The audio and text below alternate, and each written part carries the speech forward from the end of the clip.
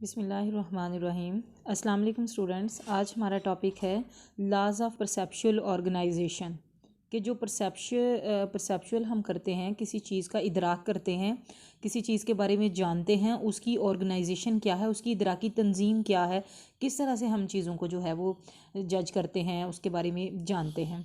सबसे पहले है simplicity. We tend to organise stimuli in the simplest possible way. जो स्टिमुलस हमें मिलता है, कोई भी मुहीज हमें जो भी रोज़मर्रा ज़िंदगी में आता है, चाहे वो आँख का हो, चाहे वो कान का हो, चाहे वो कोई भी हो, हम उसके सिंपल तरीन तरीके से उसको ऑर्गेनाइज़ करते हैं। We don't see the pattern as complicated figure. जैसे जिस तरह से ये कॉम्प्लिकेटेड फिगर दी हुई है, हम ऐसा कॉम्प्लिकेटेड नहीं उसको रखते।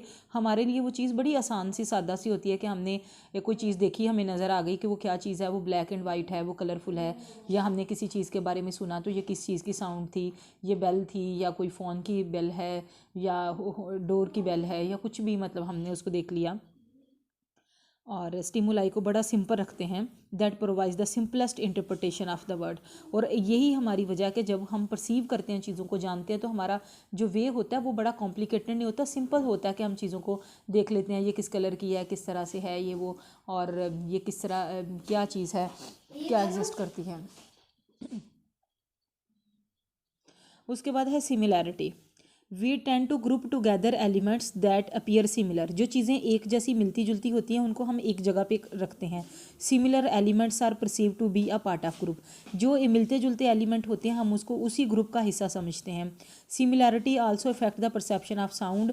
जो मिलती जुलती आवाज़ें हैं वो साउंड की जो परसेप्शन होती है वो उस पर भी असर डालती हैं। जैसे ये देखें, ये फिगर में दिखाया हुआ उन्होंने कि ये उन्होंने चीज़ें रखी हैं, ये मिलती जुलती चीज़ें हैं, तो हम उसको एक ग्रुप समझते हैं कि ये उस जैसी हैं, ये उनको हमने एक ग्रुप में रखा हुआ। अब ये अलग से ही हमें नज़र आ रही है, ये पैटर्न अलग से हमें फील होगा, हम इसके साथ इसको मिक्स नहीं कर सकते क्योंकि ये हमें अलग नज़र आता है। और ये जो चीज़ें हैं इसको हम अलग रखते हैं, तो जो चीज़ें मिलती जुलती होती हैं उसको हम एक ग्रुप में रखते हैं। फिर सिमिलैरिटी है। We tend to see the objects in groups depending on how they are spaced. Proximity का मतलब ये है कि हम चीज़ों को जब देखते हैं कि जब वो रखी हुई हैं उनके दरमियान में कितनी स्पेस है। The closer how they are objects are more likely to be perceived as belonging together. जो चीज़ें जिसके जितने करीब होंगी वो उसके साथ लग रहा होगा कि ये इसके साथ ही अटैच हुई हुई हैं, उसके उतने ही करीब होंगी। We not separate 6 lines but 3 sets of 2 lines. अब है कि ये 3 सेट्स ऑफ 2 लाइन्स हैं, ये एक सेट, ये 3 सेट्स हैं, ये 1 2 3 सेट्स जो है ना, हमने इनको 3 3 सेट जो है वो परसीव कर लिया। प्रॉक्सिमिटी और continuity means proximity that events that occur close together in space और time are perceived as belonging together. अगर उनका टाइम पीरियड और वो चीज़ें सेम रखी जाएँ तो वो चीज़ें एक दूसरे के करीब रखी होने की वजह से हमें वो इकट्ठी नज़र आती हैं। Proximity operates on more than just visual stimuli. ये विजुअल स्टिमुलाई से जो है वो ऊपर इसका इफेक्ट होता है। For example sounds that occur together in speech are perceived as going together to form the words or phrases. अब जो स्पीच हम बोलते हैं उसमें जो वर्ड्स होते हैं वो एक दूसरे के करीब होते हैं। देखें ना, हमने एक वर्ड दिस अलग सीखा, इज़ अलग सीखा और बाकी वर्ड है, लेकिन जब हम उनको इकट्ठा कर देते हैं, एक जगह पे ले आते हैं, तो वो हम उनको इकट्ठा बोलते हैं और इकट्ठा ही उसको समझ अंडरस्टैंड करने की कोशिश करते हैं। In written language there are physical spaces between words. अब जब हम फिजिकल स्पेसिस में, मतलब जब हम लिखते हैं तो उसके दरमियान, अल्फाज के दरमियान में थोड़ी स्पेस देते हैं प्रिंटेड पेज पे। With spoken language they are very brief pauses between words. तो वर्ड्स के दरमियान में बहुत थोड़ी, ये देखें एक वर्ड ये लिखा हुआ है, इसके दरमियान में थोड़ी सी जगह, अगला वर्ड है थोड़ी सी जगह, तो लेकिन ये तकरीबन मिलती जुलती हैं। अब जब एक पैराग्राफ यहाँ से लेकर यहाँ तक हो गया तो हमें ये लग रहा है कि एक बात यहाँ पे ख़त्म हो गई है, अब अगली से नई बात एक शुरू हुई है, तो हम उसको अलग से परसीव करते हैं।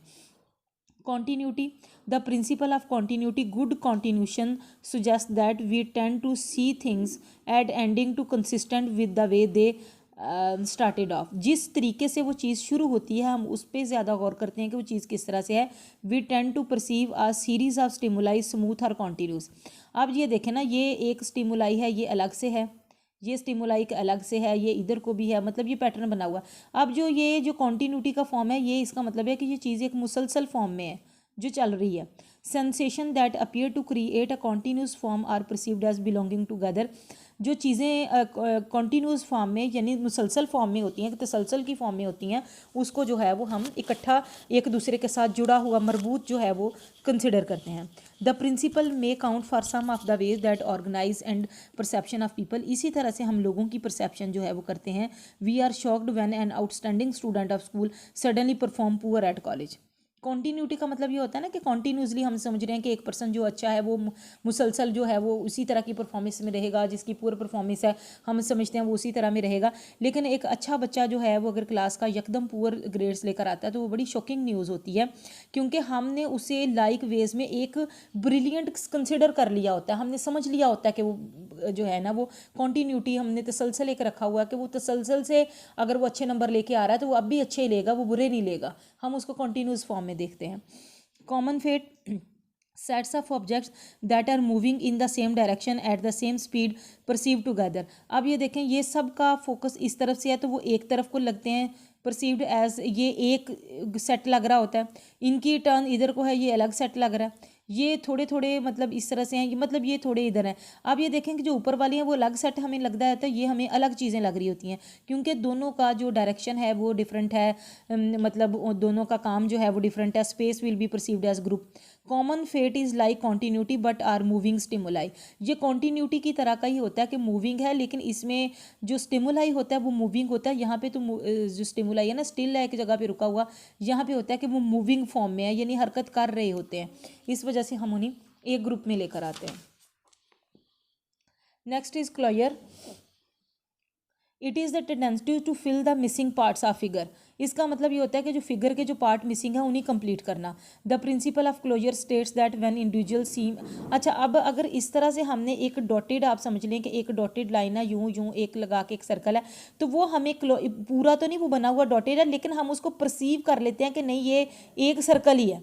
आप ये देखें कि ये उन्होंने हॉर्स को कंप्लीट तो नहीं किया हुआ, लेकिन ये हमें एक फुल फ्लैज जो हमारे जहन में एक पिक्चर आ रही है वो इसकी फुल फ्लैज आ रही है कि ये कंप्लीट हॉर्स है। अभी हालांकि इसके बहुत सारे पार्ट्स को ये देखें यहाँ से मिलाना है, यहाँ से ये हिस्से आपस में जोड़ने हैं, यहाँ से ये जोड़ने हैं, लेकिन इसके बावजूद उसका जो इम्पैक्ट है वो हमारे ऊपर, यानी इसके अंदर जो खाली स्पेस होती है मिसिंग जगह पे हमने उसको फिल करना होता है। A phenomena that many psychologists believe is a special case of closure is our perception of subjective encounter which arguments of lines. अब हमारे जो कंटोर सब्जेक्टिव कंटोर्स होते हैं हम उसको खुद से ही परसीव कर लेते हैं कि ये एक फुल फ्लैज पिक्चर है, हम उसको आधा नहीं लेते, उसको पूरा करते हैं। यही हमारे परसेप्शन का जो है वो हिस्सा है, यही उसकी सब्जेक्टिव एक्सप्लेनेशन है। Then is reference frames. Higher levels of organisations are achieved. जो हायर लेवल की ऑर्गेनाइजेशन होती है ना परसेप्शन की, मतलब जिसमें बहुत थिंकिंग पैटर्न है, जिसमें एक सोचने समझने वाला या कल से काम लेने वाला काम है, वो perceive relative to reference frames. तो चीज़ों को हम उनके रेफरेंस फ्रेम में देखते हैं। आप देखें कि ये इस तरह से बना हुआ स्क्वायर है, ये डायमंड की फॉर्म में है, तो हम उसको वहाँ पे रखेंगे जहाँ पे वो हमें लग रहा होगा। अब ये है टाइल्टेड स्क्वायर और ये है टाइल्ड डायमंड्स, और टाइल्ड स्क्वायर और टाइल्ड डायमंड, ये सी ग्रुप है, ये बी है, ये ए है। अब if we see one to the upper figure but itself would look like a diamond, तो ये हमें डायमंड की तरह लगता है, लेकिन इसी की शक्ल अगर हम सीधी इस तरह से बना दें तो वो हमें स्क्वायर लगने लग जाता है। When we see these figures as part of diagonal rows, the shapes reverse because the orientation of each figure is। अब इसी तरह से हम फिगर को थोड़ा सा तस्वीर को इसी तरह से घुमा के ऐसे देख लें तो अब ये हमें डायमंड लगने लग जाएंगे और ये हमें स्क्वायर लगने लग जाएंगे। तो ये रेफरेंस फ्रेम होता है कि किस तरह से हम देख रहे हैं, किस साइड से, किस एंगल से हम किसी चीज़ का एनालिसिस कर रहे हैं। हम जिस तरीके से अगर पॉजिटिव किसी चीज़ का एनालिसिस करेंगे तो पॉजिटिविटी नज़र आएगी, नेगेटिव वे में उसकी अंडरस्टैंडिंग करेंगे तो वो नेगेटिव ही नज़र आएगा। Figure goodness. Gestalt showed that the visual organisation is more complex. उसने कहा कि जो विजुअल ऑर्गेनाइजेशन होती है ना, जो चीज़ों की तरतीब होती है जिसको हम अपने जहन में बिठाते हैं, उसकी वजह से हम परसीव करते हैं, वो मुश्किल है। In shape perception, it is selective to something that Gestalt called figural goodness. उसने figural goodness का इसे नाम दिया। This concept includes perceived simplicity, symmetry and regularity, इसका मतलब है कि हमने चीज़ों को सिंपल वे में परसीव किया, सिमिट्री एक सिमिट्रिकल वे में, यानी एक ही पैटर्न पे, और रेगुलरिटी के उनमें कॉन्टीन्यूटी का तसलसल जो है वो पाया जाता है। Experiments have shown that good figures are easily and accurately perceived, जो अच्छी शक्लें होती हैं वो एक ही दफ़ा में अच्छी तरह से परसीव हो जाती हैं और उनको याद रखना आसान होता है as comparative to bad good. अब ये देखें, हमें एक स्क्वायर है, एक ओवल है, ये अलग से स्क्वायर है, ये ओवल है, हमें अलग से ये इसको भी याद रखना, लेकिन ये जो है कि इसका कौन सा पार्ट बीच में रह गया, चलो स्क्वायर का ऐसे करके ओवल तो बना लेंगे, अब ये डी किस तरफ को बनेगा, ये अलग से पार्ट है, ये अलग है, ये अलग है, इसको परसीव करना मुश्किल होता है। In short the organisation process human can see a unified word. अब यही है ना कि हम यूनिफाइड एक इकाई के तौर पर चीज़ों को देखते हैं, और यही हमारी जो है वो स्टिमुलेशन का ऑर्गेनाइजेशन होता है कि हम चीज़ों को कैसे देखते हैं और उसके बारे में एनालिसिस कैसे करते हैं। Gestalt principle of perceptual organisation described how people organise the world. ये ऑर्गेनाइजेशन है आपकी वर्ड की कि आप चीज़ों को, लेकिन यही अगर बैड वंस में आएगा तो इसको परसीव करना, उसको समझना मज़ीद कॉम्प्लिकेटेड होता चला जाएगा और उसमें जो है ना उसको हम समझ नहीं सकेंगे।